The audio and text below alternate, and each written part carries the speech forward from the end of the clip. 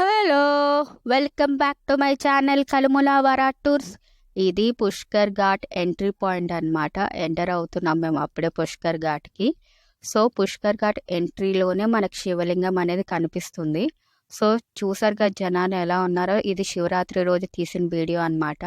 మామూలుగానే ఈ పాయింట్ హడావిడిగా ఉంటుంది, అంటే ఆ రోజు శివరాత్రి ఒకటేమో హడావిడి మామూలుగా లేదు. నేను మామూలుగా శివరాత్రి అంటే ఎర్లీ మార్నింగ్ వచ్చి స్నానాలు చేసి వెళ్ళిపోతారు అని అనుకున్నా, కానీ ఈవినింగ్ టైంలో కూడా క్రౌడ్ ఈ రేంజ్లో ఉంటుంది పుష్కర్ ఘాట్ పాయింట్ దగ్గర అని అస్సలు ఎక్స్పెక్ట్ చేయలేదు. అండ్ చాలామంది ఆ టైంకి కూడా వచ్చి స్నానాలు చేస్తున్నారనమాట, అంటే శివరాత్రి రోజు అని.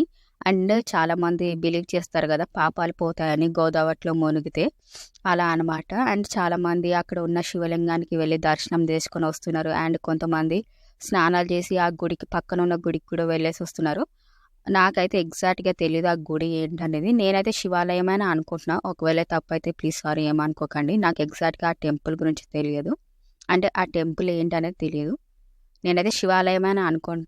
అండ్ బోటింగ్ చేసేవాళ్ళు బోటింగ్ చేస్తున్నారు, ఎవరు హడావిడిలో వాళ్ళు ఉన్నారనమాట. అసలు మామూలుగా లేదు పుష్కర్ ఘాట్ పాయింట్ హడావిడి శివరాత్రి రోజు. ఎంతైనా టూరిస్ట్ స్పాట్స్ క్రౌడ్ ఉన్నప్పుడు ఒకలా ఉంటాయి, క్రౌడ్ లేనప్పుడు ఒకలా ఉంటాయి అన్నమాట.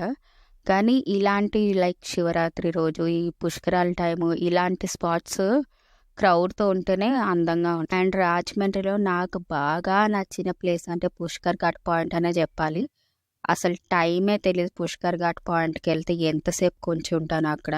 నా వీడియోలు కనుక మీకు నచ్చితే ఏం చేయాలో తెలుసుగా, లైక్ చేయండి, షేర్ చేయండి, కామెంట్ చేయండి, బెల్ ఐకాన్ రింగ్ చేయండి, సబ్స్క్రైబ్ చేసుకోండి. Thank you.